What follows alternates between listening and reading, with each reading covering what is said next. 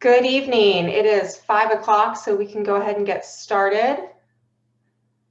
Welcome, everyone. I'm going to go ahead and do a quick roll call before we get started. I don't see Kathy Decker yet, so Director Banfield. Here. Director Barrows. Here. Director Smith. Here. Okay, thank you, and I am also here. We have quorum. We'll go ahead and get started, and I will keep note of when Kathy joins us. We are starting tonight with a Board of Directors report. We have an update from our search consultant from McPherson and Jacobson, Stephen Lauder, and he is here to join us and just kind of recap what the progress we've made and what our next steps are going forward.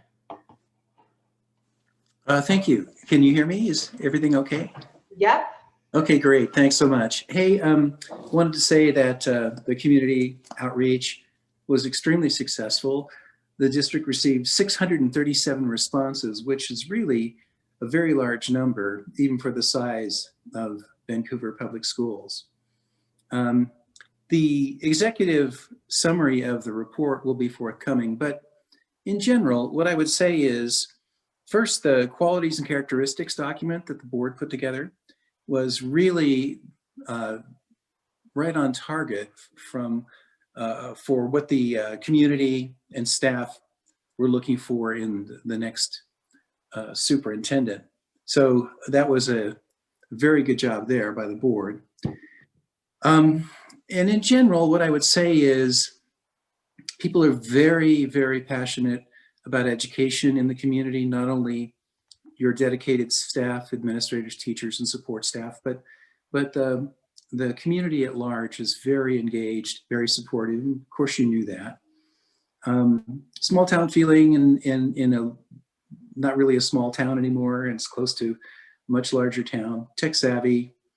Some of the issues that we can address and will be addressed in the executive summary are your BIPOC community, your communities of color and poverty feel underserved. And I think that's should not come as a surprise to anyone. So certainly that's something that will need to be addressed by the new superintendent. I think one of the other things that I would say is that seems to have come out, especially from the South Side, is that a desire for the staff in those schools to be more reflective of the community in general. The folks are looking for a superintendent who's visible, honest, approachable, visionary leader who leads with integrity, is empathetic and a likable person, approachable, can develop nurturing and strong relationships with staff and community, a positive, clear communicator with a history of valuing all opinions and the opinions of all stakeholders, certainly a master of conflict resolution, and a person who has a history of working closely with the board. Obviously an instructional leader with firsthand public school experience, courageous, data-driven, who's not afraid to address issues of honesty and collaboration, a student-focused educator who has had successful leadership in the development of programs focused upon the innovation, technology, and the arts, and certainly experience with bond programs. But again, I think overall the theme that came out in the survey responses was someone who can address the issues of the students of color and poverty. Those are very important to everyone. And again, the information will be forthcoming. The other thing that I wanted to go over tonight, sort of the next steps in the process, and I'll send the board this information in writing so you don't have to take notes, but I wanted to give you a heads up on the things that are headed our way. Applications will close tomorrow. As of 4 o'clock today, you had 27 applications, which is a good number. There are some very, very interesting people in that pool, and I know we'll get more tomorrow as well. Tends to be a lot of last minute applications in this process. One of the things that I think that's important is that we will send you a selection of sample questions for your board and community stakeholder interviews. What I would like the board to do is to select 2 in each of the categories. Give me feedback. You can underline the ones you select and just return it to me with any questions or comments, and I'll collate that information and get it back to everybody so you can see what the selection process has looked like. You can certainly add your own questions or ask for additional questions from me. We have lots of questions. I'm sure your HR staff has some questions as well if you'd like to create your own or have something different. Now the questions will be the 2 questions, one for the board interview and one for your stakeholder committee interview. These are clearly all online because of the COVID issues. But what I suggest you do in our process is that you ask each of your stakeholder groups to submit 1 or 2 names. The board can select those people, but it's good that the groups like administration, certificate staff, classified staff, parents, submit people to you, names of people to you that you can select from to be on your stakeholder committee. Don't forget community elected folks, students, and we'll talk more about that stuff in the future, and I'll give it to you in writing as well. This committee does not select or rank the candidates. Their job will be to give you information about their perceived strengths and weaknesses of each of the candidates. You'll use that in your decision-making process. It's a very important check for the board. There is also a community forum opportunity, and many districts are doing this now with even online, where each candidate is given, and you can come up with a set time, but commonly it's a 30-minute forum where each candidate and a moderator from your staff, maybe one of your principals, will ask the first question, which is usually an opener, tell me about yourself and why you want to be the next superintendent of Vancouver Public Schools. And then 3 or 4 3-minute questions, depending upon, and these questions would be things that the board would need to select as well. And then a 3-minute closer. This is, you know, why I'm the best candidate or the most appropriate candidate for this community. And that information, again, would come, information from the public would be provided to the board. You could have a link on your website where people are able to send information about their thoughts of the strengths and weaknesses of each of those candidates. Now, both of these forums or formats will be used by the board once the board has held their interviews and made a preliminary decision. You take a look at the information from your stakeholder interview team and your community forum responses and see if what you have felt as a board is in alignment with the responses from those 2 groups. If there's a departure, then the board can have a further discussion and consideration of who their top candidate might be. Oftentimes those forums are usually in alignment with the board's perception of the individuals as well, though. So it's a good part of the process. It's a check and balance. It also provides people an opportunity to be part of that process. As far as the timeline and a heads up on that, again, applications close tomorrow afternoon. We'll begin candidate screening between the 21st, actually the 20th and the 15th of February.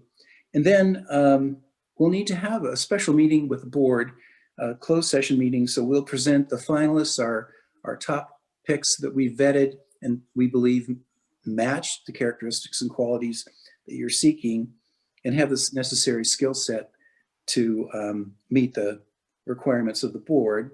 And since you're having a meeting on the 9th and 16th of February, one might consider maybe the 11th, but again, that's going to be something the board's going to have to decide. But we'll make a presentation. We'll present the top candidates to you. You'll see all the candidates. And if you have questions about them, you can ask at that time as well. You will have previewed that information before our presentation. There'll be an online preview for board members to look at the candidates that we're bringing forward. Then you select the individuals you'd like to interview. And then we have ballparked the interviews between February 15th and 19th. But again, that's up to the board's discretion as to when they're going to do that. So you need to be thinking about the questions. We'll be sending those to you, or some samples to you that you can select from. There'll be two, one again for the board interview and one again for your stakeholder interview team. And then you should be thinking about questions for the community forum so that those individuals can answer questions in front of the community, and you'll get their responses. You'll need to have a moderator for both the stakeholder interview and the public forum. But other than that, things are on track. We're very excited about the quality of the applicants that we're seeing, and I think that you'll be very pleased. With that, I would say, are there any questions? I just want to, before the board opens up to questions, I just want to say thank you, Steve, for the thorough update. And just one point of clarification, board members can also provide their own interview questions in addition if they don't see something covered. Absolutely. Okay, excellent. Does anyone else have any questions or comments? I have a question, and I think you might have answered this, but you said, you know, like there's 27 applications so far. We might get some more before tomorrow, and then you give us your top picks. Is there like an estimate of what a usual? I mean, do you narrow it down to like 5 or is it 10? Like, what's kind of the rough, you know, narrowing you try to get it to? That's a great question. It really will depend upon the vetting process. And because people may look good on paper, but when we do the 3 deep investigation of what people think about their work and who they really are, that may be somewhat different from what they have on their paperwork. But it's important that we do that deep background check before you get to see them, and we'll talk to you about all that and what we have found. But having said that, probably somewhere between 5 and 10. Okay. But again, it's going to depend on our vetting process. Okay. And then you did say that we will see a list of who all of the people were that applied, correct? It's not, we don't only know who your top picks are. No, you'll see everyone that had applied, and certainly you'll have an opportunity to ask me questions about any of them, why they were maybe not in the pool, why we selected the ones we did. And we'll talk about all of the things we found out about the ones we're presenting we think are highly competent and qualified for interviews for your next superintendent. Okay. And then the board interview, the stakeholder interview, and the community forum. Obviously the community forum is open to the public, but the board interview and the stakeholder interview, those are both open to the public as well, correct? Or that's usually the board interview is not, and it depends on each district can do it differently and in accordance with the state requirements, but normally interviews are not public. Okay. The forums, I would suggest that you record and post at the website so people can view it if they are not able to do it during the live session, and that's what people have done. But again, that's going to be your choice. I have been to interviews that have been, personally, I've been to interviews that have been public interviews, but. Okay. Are there any other questions, Wendy? Sorry. Actually, I kind of a follow-up question on that last comment about the board interviews being public or not public. Steve, can you maybe talk, because I guess I just assumed that it would be public. Can you talk about some of the advantages and disadvantages of doing it each way? Well, I think you would have a public interview because of transparency. But I mean, there are some, usually people are talking about, so there's the interview time, which is usually about an hour. And then there's time between that candidate and the next. And the board will be talking about, no, did you hear this? Did you hear that? So they're beginning to get impressions of individuals. And so that probably is not, you couldn't do that in a public setting. You'd have to do that only in a closed setting. But again, you know, it's really your choice. And again, your attorney can provide you good advice on that. If it's possible, I think it's always more comfortable to do the interview set in closed session. However, we're just doing an Oregon district that's doing it in public. So, I mean, I think there's advantages and disadvantages to both sides of it, but it just is whatever the board would like to do. Are there any more questions or comments? It sounds like we'll be getting some emails from Steve. Thank you for all that you put together over the holidays. We got an extensive report about the survey and stakeholder session, so that was really appreciated. So if you have any other questions, please feel free to reach out to Steve directly or go through me, and we'll keep this moving along. Great. Yes, going. Thank you so much. Thank you. And I should make one note. Thank you to our communications team who worked very hard to get the word out. And I think the 670 some survey results is definitely credit to all of the communication efforts. So thank you. Moving on to our regular agenda, we have contracts. So I will turn this over to Steve's team. Thank you, Madam Chair. We've got 7 contract items to present, and I'm going to hand this off to Brett. Brett, you're up. All right, thanks, Steve. So going in the order that's on the agenda, I think the first item for us to discuss is a consulting contract number 2020-0890 with Double Line. As you've read, this is in support of the district's data interoperability project. This work will move us towards alignment with the Ed5 standards, which I think we'll all sleep better when we're in alignment with Ed5 for sure. Looks like Double Line has completed the first 2 statements of work, and so we're suggesting that you approve the third statement of work in the amount of $119,700. This would be reimbursed through funding from the Michael and Susan Dell Foundation. So again, it's our recommendation that we move forward with that. And with that, we'll open it up for questions.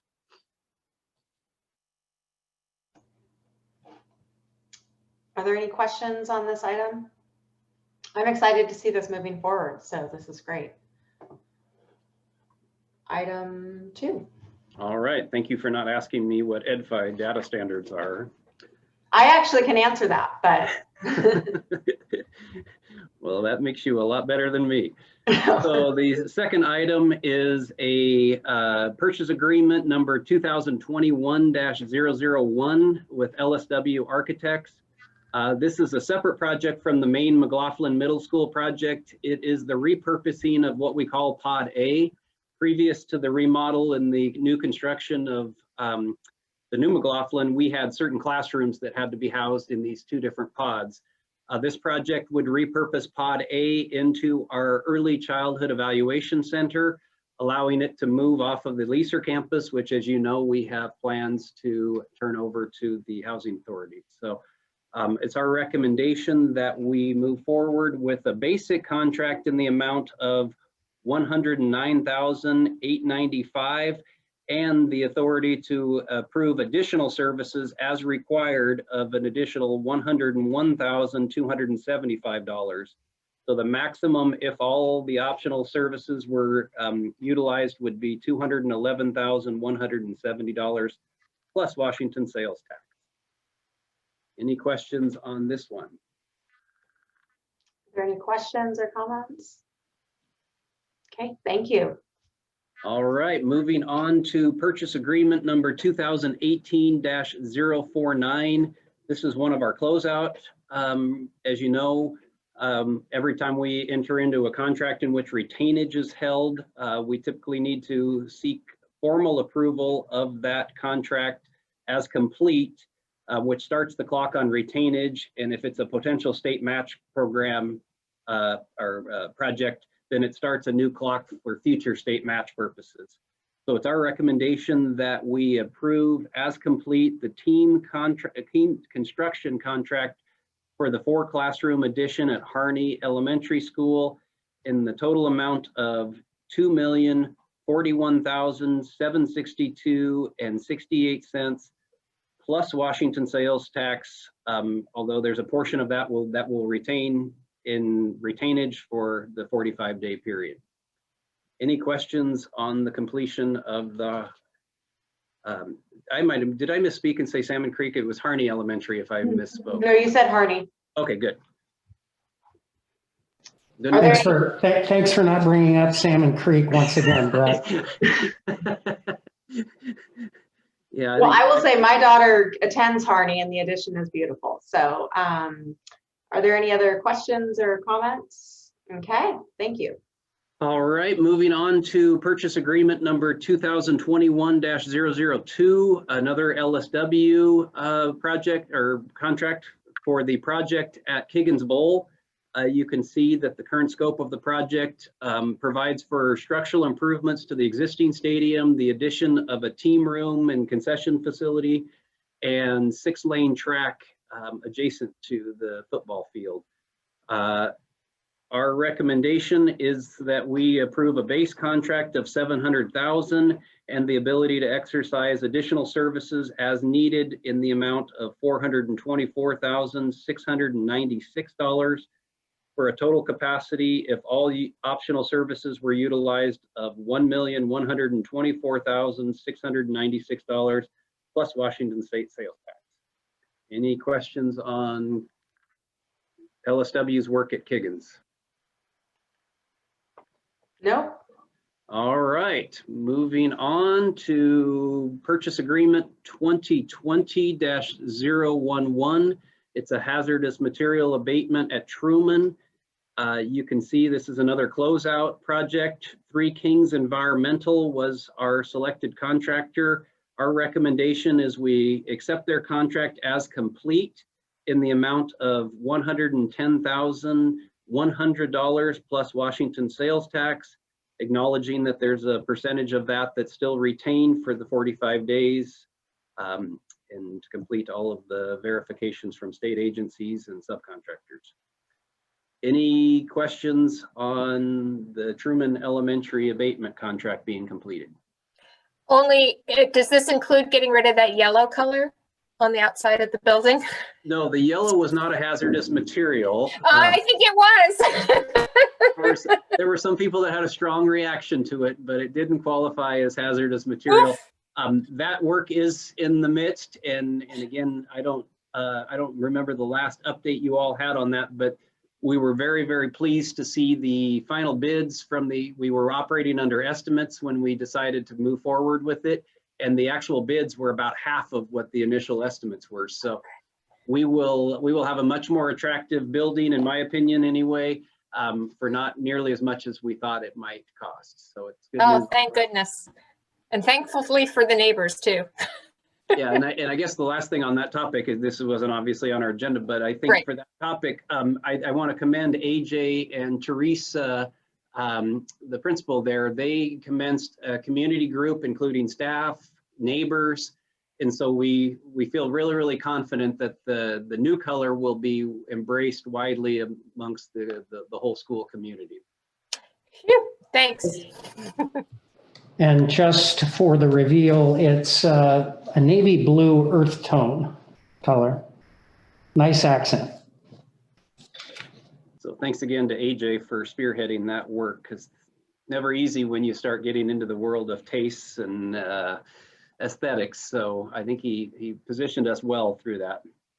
Well, I have to admit that we made a yellow mistake on our house when we first moved into it. And a yellow mistake is very hard to come back from. So the blue sounds good. All right, well, let's move on to our last two items, which are both easements. The first one is a utility easement for the city of Vancouver at Walnut Grove Elementary. There's no cost associated with this, but it's just a standard agreement that we execute when obviously there's major changes to the facilities or new facilities. So it's our recommendation that we exercise the utility easement with the City of Vancouver at Walnut Grove Elementary. Any questions on that? Okay, and the last one is similar. It's a water line easement with the, again, with the city at Salmon Creek Elementary. And again, we're recommending that we execute that easement. Any questions on Salmon Creek water line easement? No. All right, well, thank you very much. Thank you, Brett.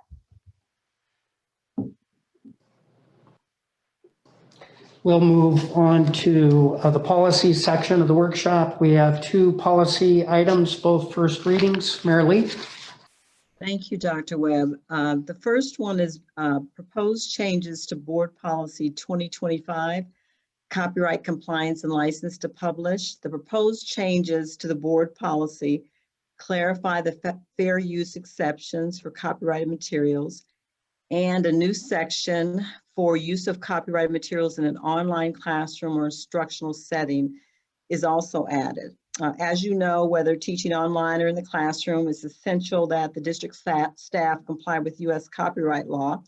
So the updates to the policy is part of other resources that we're developing with the curriculum department to assist staff with copyright compliance. So the policy revision is the first step in development of those resources. I'm happy to answer any questions you might have. Okay. Does anyone have any questions? Thank you, Mary Lee, for including what was omitted and then the added verbiage. That was really helpful. Thank you. And the second and last policy for your consideration is a new policy, Policy 6225, use of electronic signature. This new board policy authorizes the use of electronic signatures by district staff. The policy is proposed to promote efficiency in the district's processes and ensure integrity in the use of electronic signatures. An administrative procedure will also be developed and accompany this board policy to provide all the details on staff use of electronic signatures. So I'm happy to answer any questions about that. Does anyone have any questions? Okay, thank you. Okay, thank you. We'll move to teaching and learning. We have 2 teaching and learning items that Mike and team will be presenting to the board. Dr. Strome? Yes, the first item, number 1, is a recommendation to approve the instructional materials for use in the 2021 school year. It's pretty straightforward. Darcy's on hand here if you need be, if there are any questions, but otherwise it's supplemental materials for elementary and for high school. One course or one adoption is for basic adoption for CTE, but for a limited area. So if there are any questions, we can certainly entertain those. Did anyone have any questions? Thank you. Okay. The second item is a recommendation to approve out-of-state travel requests for World Strides Heritage Festivals in Anaheim, California. Per practice, we generally in the district always encourage schools to be looking a year in advance of prospective travel for events at the high school level. In this case, we've got Skyview High School looking at a combination of choir, band, orchestra asking permission to travel to Anaheim, California for the Heritage Festival. This is not uncommon. We've had high schools do this previously. They are really ahead of the game here, and that they are looking at the next school year in spring of 2022. As you will note in the recommendation, the dates are pending other school events that may be taking place at that time. We don't have to, evidently, we don't have to nail that down now, but as we typically do, we bring it to the Teaching and Learning Committee for review, and if there are any questions by the board, we'd like to entertain those. I hope we can travel in 2022. Tracy, I hope so too. Okay. Thank you, Mike. You bet. So that is it for our regular agenda. Dr. Webb, did you have anything to add? I do not, Madam Chair. Okay.